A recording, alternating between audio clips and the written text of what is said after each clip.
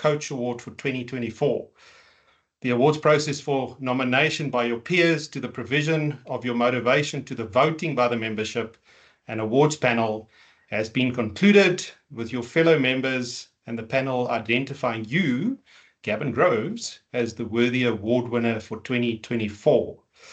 The PGA membership acknowledge 4 PGA members in the categories of management, club professional, high performance coach, and game development coach, with one of the 4 to be announced as the PGA Professional of the Year for 2024 at the annual awards and graduation ceremony that will take place on the 16th of September at Serengeti Golf Club. And we're looking forward to having you there, Gav.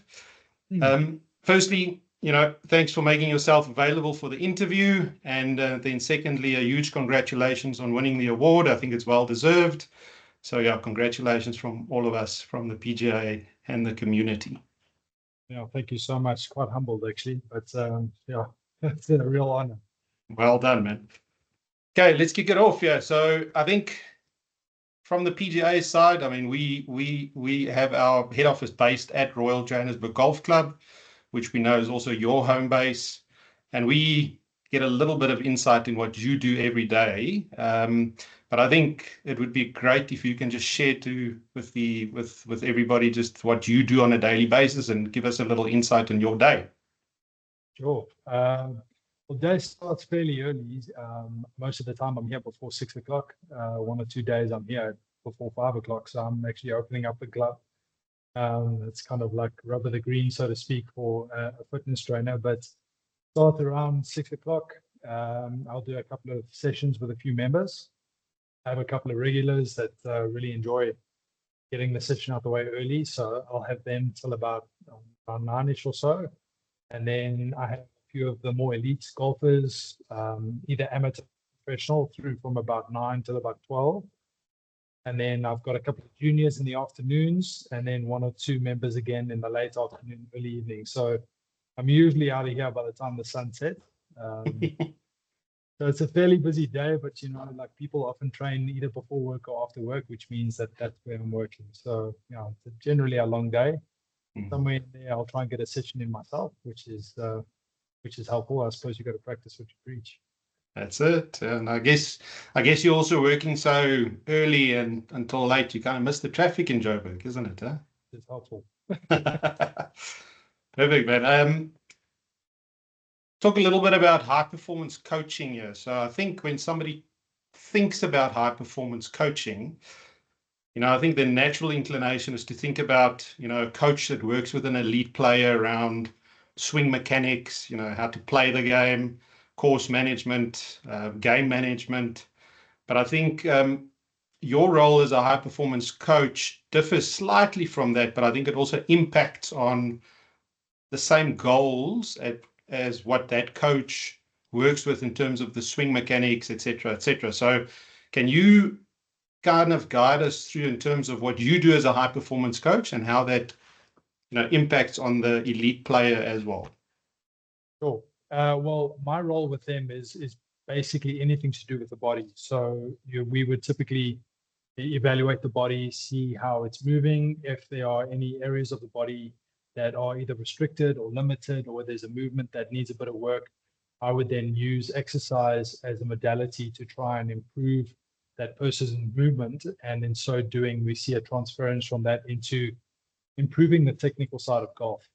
So there's often a case where perhaps there's a move where a golfer can't get the move right, or or that golfer and their coach have been trying to get something right for a long time and they're just not seeing any progress. There could be a physical reason why that's happening. And my role is to try and evaluate the body and see whether there's a physical reason why that is, and to try and create an intervention in the gym to try and rectify that. So from a high performance perspective, I guess it's movement efficiency.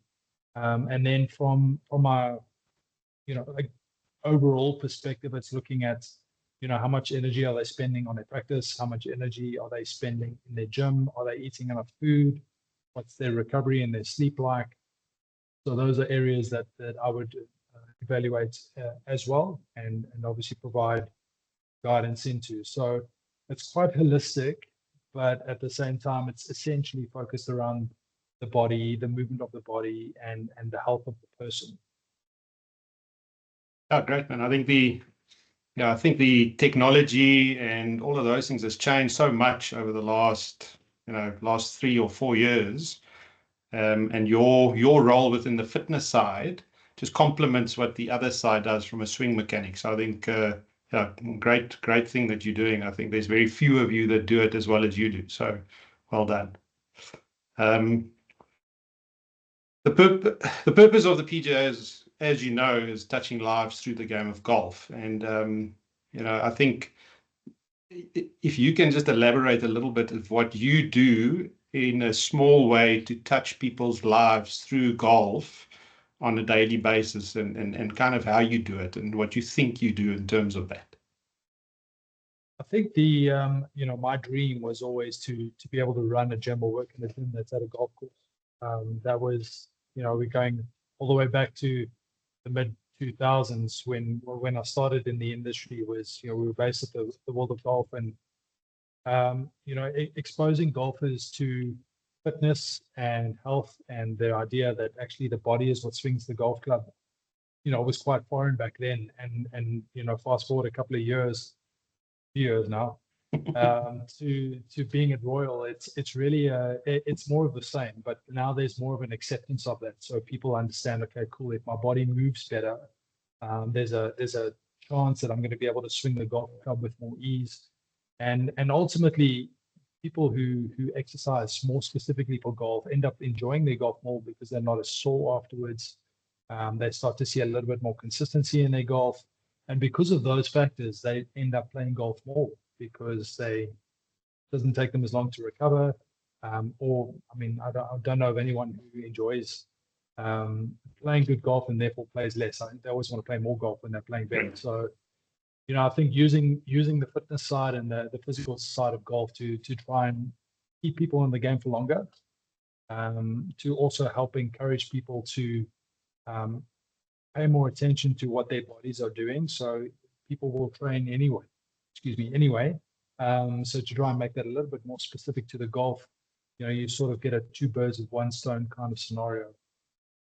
Right. And as you know, I've seen you also, and unfortunately, I'm definitely not seen as an elite golfer. So I think it's important to note that I think everybody needs to kind of do these things to be able to play better. It's not just the elite player. I think it's everybody that can do it. So, and I haven't started mine yet, but I promise you I will at some point start mine. I'm waiting.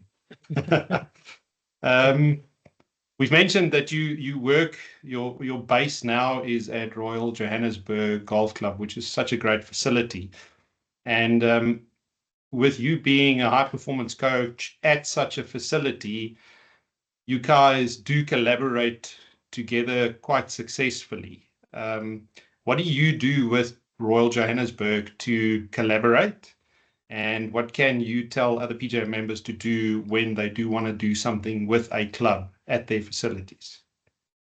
Yeah, I mean, it's really important. We can't really do anything in isolation anymore. So, wherever you have a chance to collaborate, I think it's important to do so because it benefits both parties. So I was extremely fortunate to get the opportunity to come here, and Chris Bentley, who was CEO at the time, once we had our discussions about me moving to Royal, I think we met a week later. And one of the things that he said to me in our meeting is like, I had no idea that you coming to Royal would be such a big thing. And I mean, I've never really been one to blow my own horn, so to speak, or to seek the accolades. But I think when a golf club sees the value in having a specialist in a field come to their golf club, and automatically it gives the members the opportunity to take on and to spend time with those kinds of specialists. And what I've seen over the 8 or 9 months that I've been here is, I've seen a whole lot of members, everyone from the younger members all the way through to the older senior members. And what we're starting to see is more member usage of the gym. So when Royal built their gym, it was obviously designed as a value add to the membership. And what we're seeing now, along with social media and the acceptance of fitness as part of golf is we're seeing a lot of golf members use the facility. So through that and the education of the golfers when they come in, education around training programs, doing the right stretches, warm-up routines, obviously providing information through things like monthly newsletters. We're getting the information out there, and it's nice for the members to be able to then come to a person rather than just to the internet, and be able to access that kind of information. So from Royal side, it's really about providing my services to the members, education through classes, through newsletters, obviously service provision. And then from my side, I get to work at one of the best golf courses in the country, which is an absolute bonus for me. So in that way, it's still ongoing. I think there's a couple of things in the pipeline that I'm looking at doing. But yeah, I mean, it's definitely a mutual beneficial relationship. Yeah, great. I think it's, clubs these days are just looking to add more value to their membership. And I think if you as a professional and an expert in an area can provide extra value, clubs will definitely buy into these things. So I think that's key. As a PGA professional, obviously we've got lots of skills when it comes to golf and the knowledge and the expertise that we have in golf. What do you think is the best future skill of a PGA professional?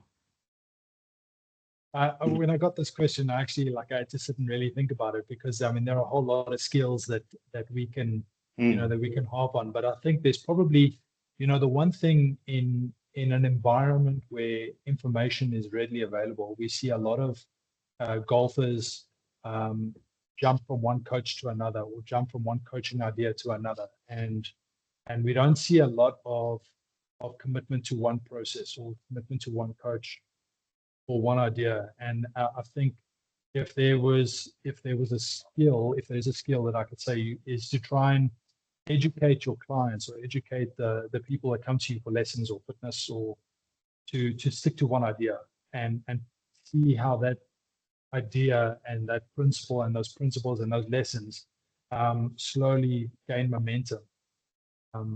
It's difficult to pinpoint improvement when you keep changing things.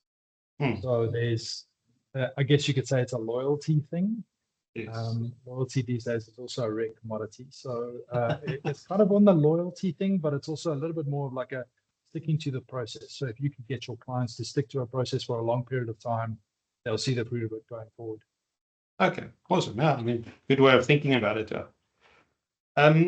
We all, I mean, even myself as a young man and an appy, used to have a mentor. And did you have a mentor in your past that kind of set you on your career path and your present path that you are currently on? I think there's been a couple of people throughout my career. Garth Milner's obviously been in the industry a little bit longer than I have. So he was a little ahead of the curve. So it was always, something to look to him, in terms of what he was doing. When I started at the World of Golf, we were very much pioneers in that field. But I think if I had to think of specifically now with the high performance direction, my opportunity to go into high performance golf was offered to me by Johan Steyn and Llewellyn Verleeuwen at the HBC with Tux Golf. That's really what set the trajectory, I want to say, away from general population to more performance golf. And I was really lucky to work with some incredibly talented golfers while I was there. And then moving from Tux Golf onto the tours, international tours, you're exposed to some incredible golf coaches who have spent decades coaching players and sifting through thousands of hours of golf lessons, and to sit and pick their brains around that. So I mean, like Jamie Goff, I spent quite a bit of time with, picking his brain around performance golf. There's a few of them. So I would probably say it was different at different times, but there definitely have been probably a handful of coaches that changed the trajectory of my career. Okay, yeah. And it just shows you, I mean, those two skills work hand in hand, the high performance golf mechanical coaching, and from a fitness side, it just shows you those two do work very, very much hand in hand. And just a last question here: what's been your highlight in your career to date? What's been that thing that stood out? I mean, I was really fortunate to be able to work with Brandon Stone for close on a decade. And we saw a couple of incredible wins for him. The SA Open was one of them. Alfred Daniel Scottish Open was probably the biggest win itself. But in terms of that and Golf RSA, I think one of the highlights for me was watching Aldrich Pochita win the amateur championship.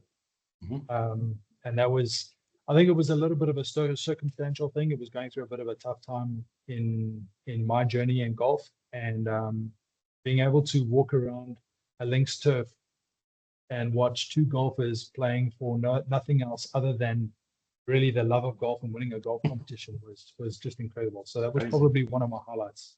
Okay. Oh, those are nice highlights, I must say. Not many people that's done that. Yeah, there's a few. Gav, yeah, it's been a shortish interview, but yeah, just been a pleasure interviewing you and providing some insight into how you live the PJ's purpose, which is touching lives through the game of golf. We really look forward to having you at the annual awards ceremony at Serengeti on the 16th of September, where we'll obviously announce the PJ Professional of the Year. So thank you for your time and good luck with everything you do.